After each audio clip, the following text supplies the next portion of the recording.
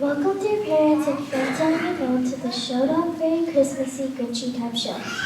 We hope you like singing and chuckling a bit and always remember we gladly take tips. So sit back, relax, and enjoy the show. And you are entering Whoville as you already know. That Grinch is playing to take out our toys and us Whos are busy singing full of Christmassy joys.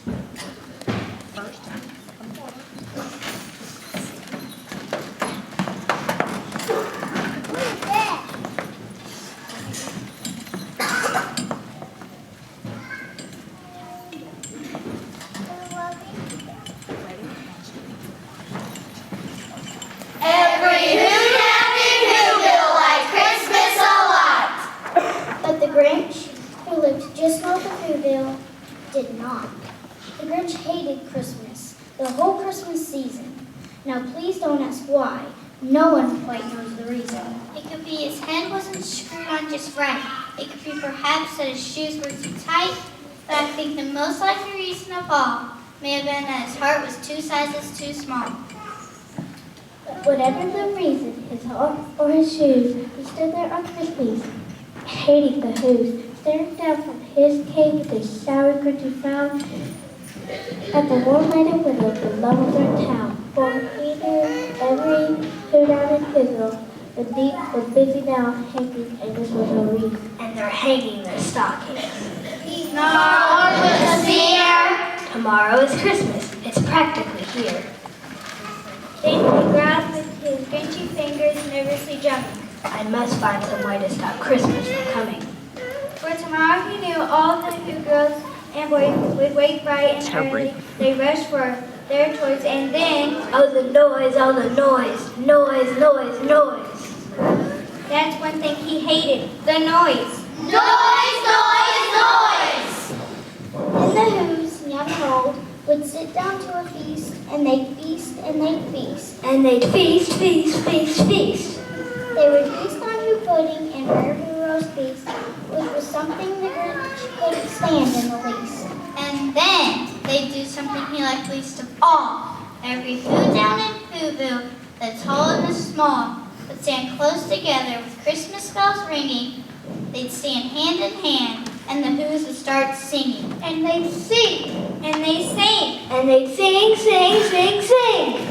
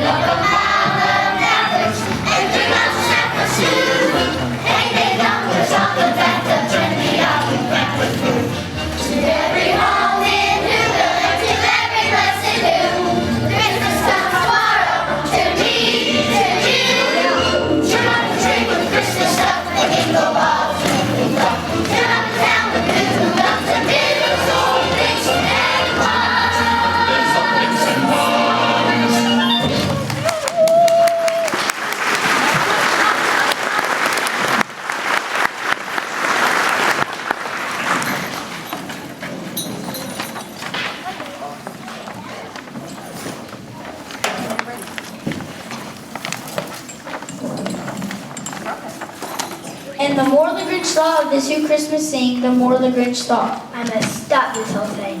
Why? For 50, 30 years I've put up with it now. I must stop this Christmas from coming. But how? Then he got an idea, an awful idea. The Grinch got a wonderful, awful idea. I I know just what to do. The Grinch laughed in his throat, and he made a quick Santa Claus hat and a coat, and he chuckled and clucked. What a great Grinchy trick. With his coat and his hat, I look just like St. Nick. All I need is a reindeer. The Grinch looked around, but since reindeer are scared, there's none to be found. Did that stop the old Grinch? No. The Grinch simply said. If I can't find a reindeer, I'll make one instead. So he called his dog Max, then he took some red thread, and he tied a big horn on the top of his head.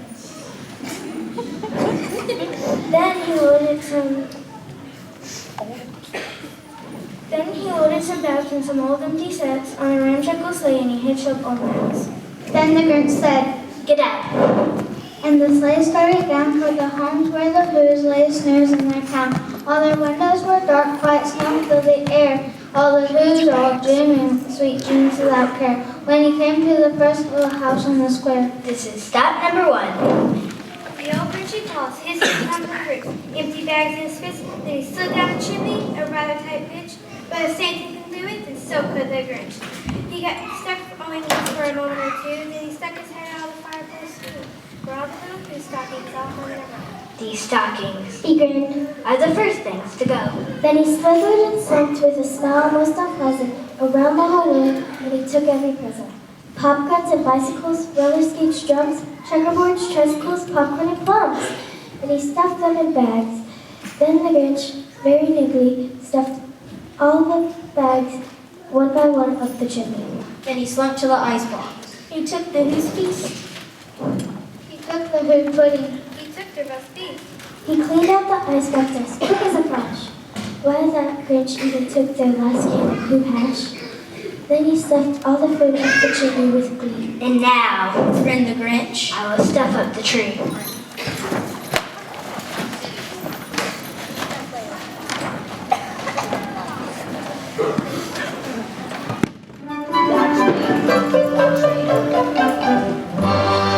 You're a mean one, Mr. Grinch. You really are here. You're as cuddly as a cactus. You're as charming as an eel, Mr. Grinch. You're a bad banana with a greasy black peel.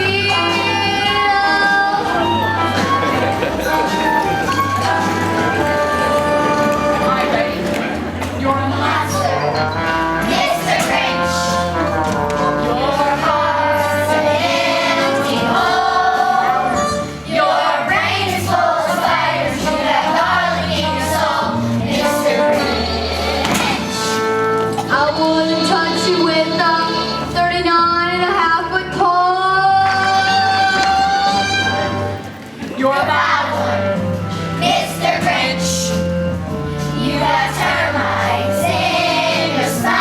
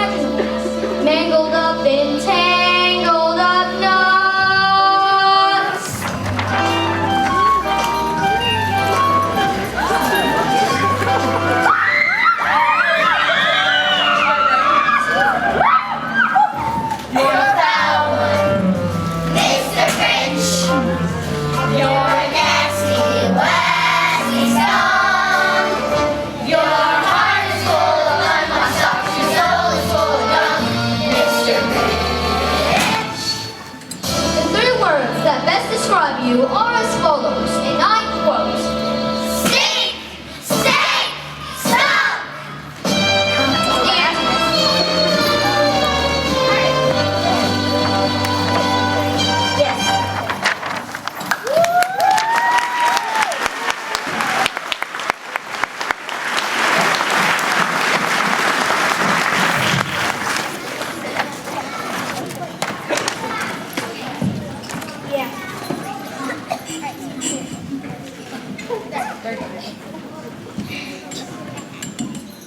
And the Grinch grabbed the tree and he started to shove when he heard a small sound like a coo of a dove.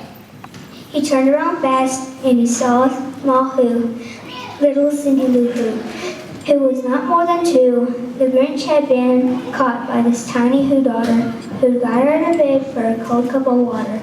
She stared at the Grinch and said, Santa Claus, why? Why are you taking our Christmas tree? Why? But you know that old Grinch was so smart and so slick, he thought of a lie, he thought it up quick. Why, my sweet little tot, the fake Santa Claus lied. There's a light on this tree, it won't light you inside. So I'm taking it home to my workshop, my dear. I'll fix it up there, and I'll bring it back here. And his big for the child, and he petted her head, and he got her a drink, and he set her to bed. And when Cindy Lou Who went back to bed with her cup, he went to the chimney and stuffed up the tree. And the last thing he took was the log for the fire. He went up the chimney himself the old lard. On the walls he left nothing but some hooks and some wire. And the one speck of food that he left in the house was a crumb that was even too small for a mouse. Then he did the same thing to the other Who's houses, leaving crumbs much too small for the other Who's mouses. It was 1:15. All the Who's still abed, all the Who's still asleep. When he packed up his sled, he packed it up with their presents. The ribbons, the wrappings, the tags, and the tinsel, the trimmings, the trappings, 3,000 feet up the side of Mount Crop. He rode with his load to the tip-top to nothing.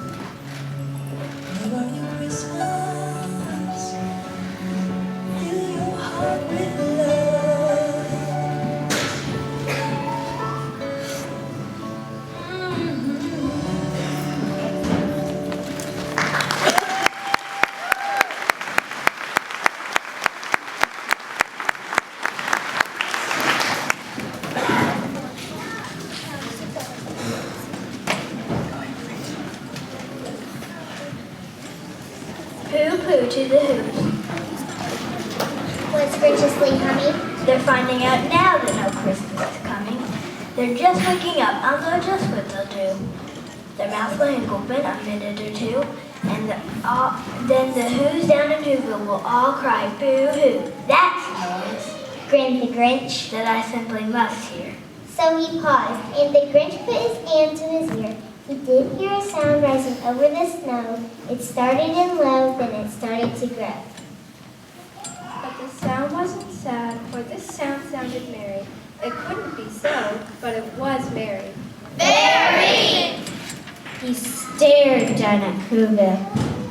The Grinch popped his eyes, then he shook.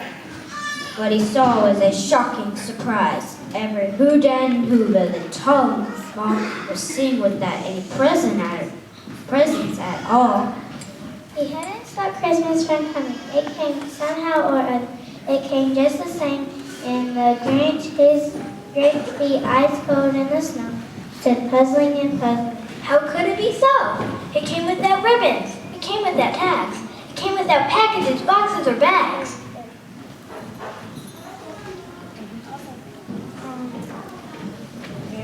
And he puzzled 3 hours till his puzzler was sore. Then the Grinch thought of something he hadn't before. Maybe Christmas He thought, doesn't come from a store. Maybe Christmas, perhaps, means a little bit more.